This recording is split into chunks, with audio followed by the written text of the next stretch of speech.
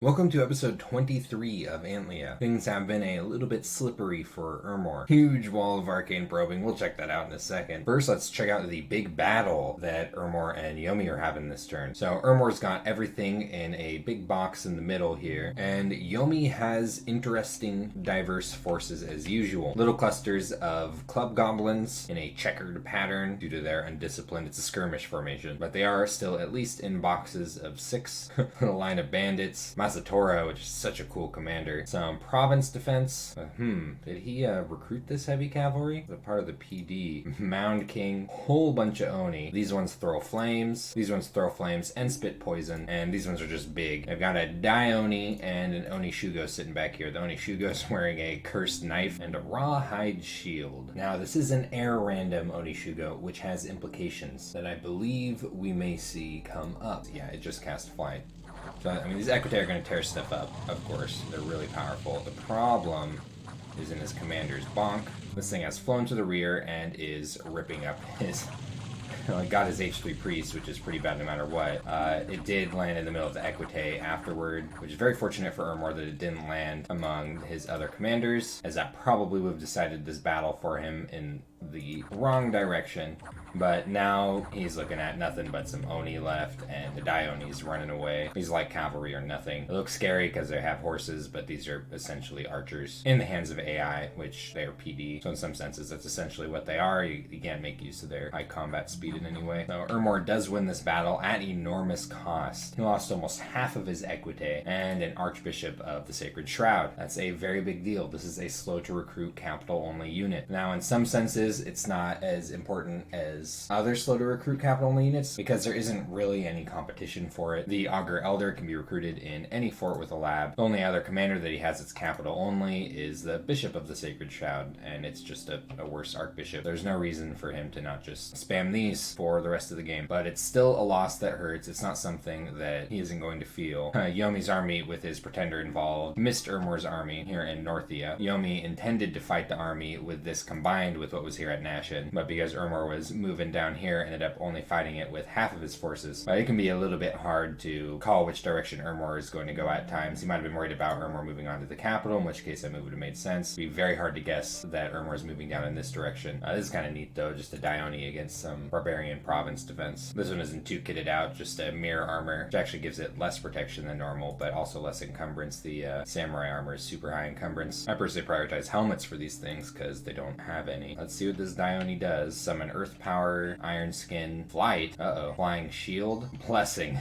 Gonna take off and hit the back line, take out the commander, and now these barbarians are just instantly routed. These air random Dionis are so cool. Ermor had a mild winter in Laria, and the province was able to rake in quite a bit of gold from taxes, and Cornelius the Pontifex Maximus has appeared at the gates of the fortified city. Pretty sweet hero. H3 Priest, always nice. Decently high in Astral and Fire. Ooh, and he's a fatty. Pretty good mage to throw into any army that has a bunch of the augurs in it. Fits right into communions with these. But this is looking a little bit hard to control for Ermor at the moment. He is forming a pretty large army here on Pack Woods. He still has this moving around, but no priest to bless these Equite here. Still not scripting properly. If he had scripted differently, this fight would have gone completely differently, I think. I mean, he still would have taken a decent amount of losses, but he'd probably still have his H3 priest. It's not scripting here either, doing things in big blobs in the center. So we will at least see the downsides to not meticulously scripting your formations. He also have a bit of an issue with his Dominion. He's got decent scales and he's not pushing them out over here, though he is picking up better growth from some of his neighbors. Continuing his arcane probing net. I think this will be a pretty good test run of the spell here. Let's see how many sites he found out of 22 castings. Oh my gosh, he's not finding any. What? Painted Cave. Wow. A single magic site out of 22 castings of this. This is actually why I don't like these spells. I'm not saying that you shouldn't use them. You probably should. I'm probably in the wrong for not using these spells, but he just spent 66 Astral Pearls to get 1 pearl a turn. Now, depending on how long he's in this game, that might actually pay off for him, and that's why these spells are probably almost certainly worth using. What's competing with them are mage turns. This guy is site searching in 4 different kinds of magic, not too high in any of them, but he is likely to net a decent amount of magic sites. It's a little slow, but it doesn't cost gems, and you don't need weird research like Thaumaturgy 4 for Auspex, Gnome lore, which this is actually fine for Ermor to research earlier on, but there's some nations that don't want anything to do with that. Thaumaturgy is really low on the list for some nations' research priorities. Katis has received a message from Yomi, who's very thankful for the help that Katis has been given him. He's just thrown him just a few gems and items, saying that those items are getting funneled directly into his Dione climbing alteration. We are under siege in Hobart Door. We're repairing the walls faster than the enemy can tear them down. Well, no wonder there's just literally 40 monkeys sitting outside. And Katis has been getting fat in here through summons. He did just start recruiting these horned serpents. They're not terrible, you know, big sacks of HP, poor defense skill, decent MR for an animal. They're slow, they're slugs, but do a decent amount of poison damage, and are poison resistant, which is relevant to Katis. He does get the cross path for foul vapors, and he has the research for it, though he's going to need to get a mage with the correct cross paths and levels of nature magic, which I'm not seeing just yet. Why it's good to keep on the recruitment of Sauromancers. He's going to need some kind of nature booster for it. Ooh, he's not close to that. He'll be working for it after he hits Alteration 4. What's he going for? Oh, Swarm is a pretty good spell. Not sure what else he would be explicitly going for at this level with the mages he has access to. Then I'll go right up to Construction, and that'll land him Foul Vapors through Thistle Maces. Nice! Casting Pale Riders. That's something I like to see. He's getting a huge-ass army under siege here. He's been constantly getting these snakes off his capital, too. He should be able to get them on each one of these provinces. He just has to take the time to recruit a High Priest at them. Generally better to do that sooner than later. Well, he obviously can't at this one until he pushes the monkeys off of it. As the sooner you start getting a free spawn engine like that running, the sooner it pays off, and bigger it pays off over the game. It looks like he is getting into some counter raiding up here in the north. Agartha does have a pretty fat army up here that Katis might not know anything about. And as you can see, he's barely scouting. You know, he has a scout moving over here in Fomoria's territory. Had a really awesome werewolf. Forgot about him. Send him to the arena. Moving over here into Dunster too, which is in his cap circle. So a pretty important province. Yomi is saying, Agartha, stop fighting people so the people you're fighting can help me. It's so funny. I mean, this constant beat of diplomacy, though, that's something that Yomi's been doing, and it has been helping him out. And it's not something that, say, Ermor is doing. And Ermor is struggling a little bit over here. Like, he is really big, but if he had an ally, like, say, you know, Fomoria would be a pretty good target for an ally for Ermor, I think he'd be a lot more comfortable right now. Enchantment 2, nothing much yet. Lots of reanimation. And Agartha did finally hop into this pond over here. I think the reason that she hasn't done this sooner, not only the war, but this is pretty gross right here. Very above average units, particularly in protection. And high protection like this is a little bit harder to come by with things that you're putting into the water. Agartha is a good example of this, you know, fielding 13 protection between her Cavern Guards and her Pale One Warriors. Longdead has 12 protection, some of them have 0. And then that Trident hits kind of hard. Looks like just a couple priests back here, no mages. Sometimes there's mages hanging out with Amber Clan provinces. But Agartha has brought a lot of Mind Blasters. Let's see what that looks like. Instant paralysis of most of the army. So this is why you need massive numbers and ideally a mix of mindless and non-mindless units when fighting Agartha. Only lost a single Longdead taking this province, but she did move on to it with a lot of stuff. That's 50 Great Olms, and slowed down the siege on Hobart Door to take care of it. Found some barbarian scouts in Dubros. They were pretty brave under duress. They didn't say anything about why they were hanging out around there. Based local lord, getting rid of the ferries was worth it for the air gem. Free province defense in Umboloth, not entirely irrelevant where this is. This is near the front lines. Oh dang, and more province defense for free here at Kenny's Plains. 16 and 16. Let's check out the recruitment here. A lot of times in Amber Clan provinces you can get Amber Clan mages. What makes these mages kind of cool, depending on the nation you're playing, is the cost, the fact that they're always water 2, and that they get really useful cross paths. About 20% of the time-ish. Weird. I know it's kind of weird to think of it that way, but 10% of them will get fire, 10% of them will get nature. Water fire cross path is good, water nature cross path is good. So in some situations, a very spammable mage. The problem is that they're aquatic. So if you're planning on using them on land, they do have the added tax of you need to build Shambler skin armors for them, which are only 5 water gems, 3 with a hammer, and they can make them themselves. So, but yeah, really good independent mage in my opinion. The price is right, decent research, good cross paths. All Agartha has close to that is the Olm Sage, which is more expensive, capital only, and there's other things competing for the capital only recruitment, and she's not actually using. This might be able to be recruited in caves, but the other cave is pretty far away. Like I know these, for example, can be recruited in any cave. No, I'm just gonna check. I also wonder about underwater. Okay, so just the capital and all caves, and this is what you get underwater. The wet one captains, ancient wet ones, which are actually sacred, and some other weird flipper Agarthans. Pretty big army forming up over here. Not sure what it's for yet. Pretty big one forming up at Midria. I have a feeling this one might be headed for Katis's capital, but that's just a hunch. And then some barbarians moving onto to Hobart Door along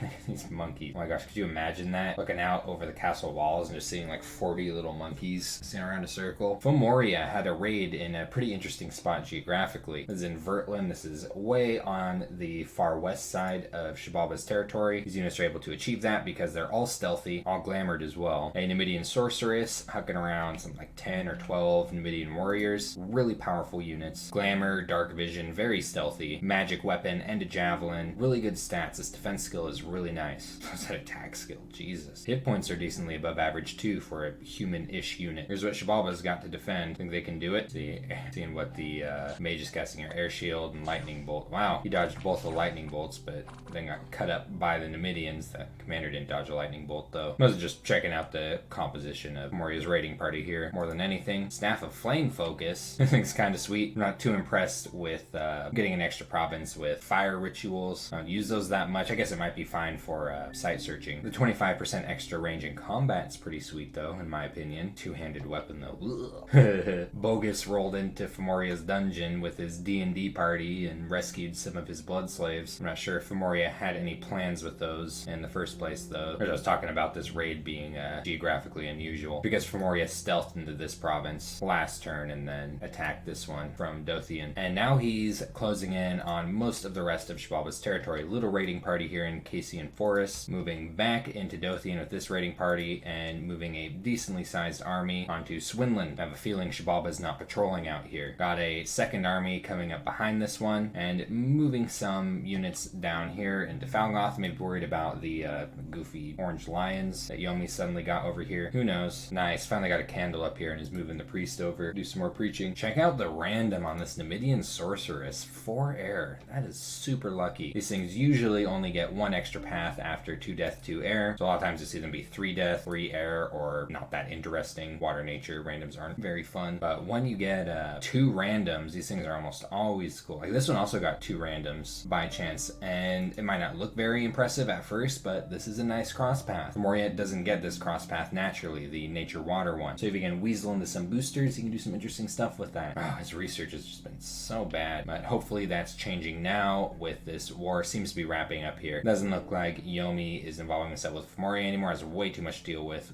Ermor. And Cheb Alba is, I think, getting ready to be a city-state. Vanheim. There never seems to be a whole lot going on with Vanheim this game, which, you know, that's not necessarily a bad thing. I'm not talking down on Vanheim for that. He's had a decently sized territory and it hasn't been threatened. Pretty nice. This blood hunting though has been so expensive. He did just get a couple blood slaves here, but oh my gosh, he's lost so much gold blood hunting in this province. I think this would be just the perfect fort province. And the lizards, I'm not gonna get into that right now. Perfect independent mage for him. He's got some elves, a huge band of them moving up here into Towers of Heaven. Got another army forming up at Jabal Kish. There's another one behind it. Got one sitting here in the Sleepy Wolds, and kind of an unpleasant looking one down here in Valadin. I'm thinking very soon, possibly next turn, we are looking at war against Ermor. He's scouted out Ermor's territory very effectively with these monkeys. Got them everywhere. I'm thinking Yomi will be very appreciative of this if Vanheim does enter the war. I can't see what else he's planning on doing at this point. We'll have to see if Ermor is able to fight both of them off at the same time. Yomi received a miss from Moria. Okay, sounds good. This is agreeing to a 4-turn non-aggression pact, and Yomi is probably going to throw him some death gems. Yeah, that's what Fomoria was extorting him for. Oceania is talking about Agartha building up a big army near his borders.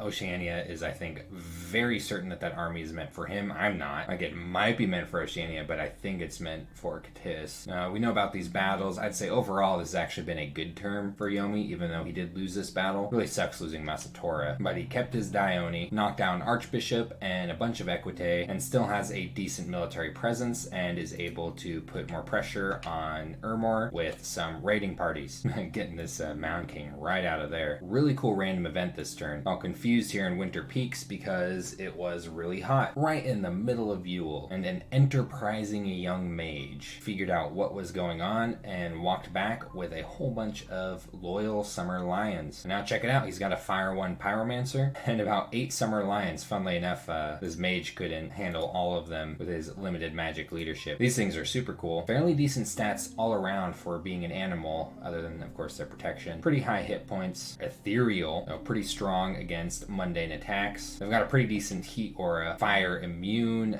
very poison resistant, and strength of summer, meaning that they're going to be even beefier beefier in summer, though not as much in winter, which I think was spring right now. So I think this would be about their average amount of hit points, and they'll have less in winter, more in summer. Nice. Funnily enough, about it being hot in winter, I think it kind of always is in Yomi's Dominion. Don't know why the locals thought there was anything unusual going on. Gotta do something about that, though. I want to see the summer lions fight the ice demons. And Cheb Alba is getting some very tiny research goals for some basic little mage buffs and things like that. Lots of summoning, big blood hunting with his Blood 3 Onaki. Still getting some decent events somehow. 11 water gems and 6 earth gems. And yeah, he's just preparing to become one big death ball right here. Nice, he's finally summoning some jaguars. I wanted to see that for a long time. Doing some Call of the Winds casting over here at Morn, and where's the other casting? Raspberry Woods. I think just trying to slow down Femoria if he can with that. That's the Great Hawks, big piles of birds that come down and raid a province remotely, and then you own those birds. And he's got some Ocelotls to check out now. These are really powerful sacred units. One of the staples of both Mictlan and Cheb Alba. Big pile of hit points, decent stats, could use a little more protection. Fairly high starting MR, really high morale, they're fast, they fly, perfect dark vision, 3 powerful attacks at size 3, so 6 attacks per square, and they're sacred, so they hold Cheb Alba's Disgusting Bless. Coming a little bit too few too late, but even with just what he has here on this province, with these Ocelotls and especially these sacred scorpions, I wouldn't be keen on having to take this out myself. Oceania has received a message from Femoria telling Oceania that all of this buzz about Ermor being super big and strong is just lies concocted by Cheb Alba and Yomi to draw attention away from the fact that they were attempting to butcher him. And Yomi just telling Oceania they're going to try to get Agartha, get off of the backs of Katis, and she hasn't really been on Oceania's back. They just hit construction 4. Is he doing anything with that? Amulet of the Fish and Ring of Regeneration.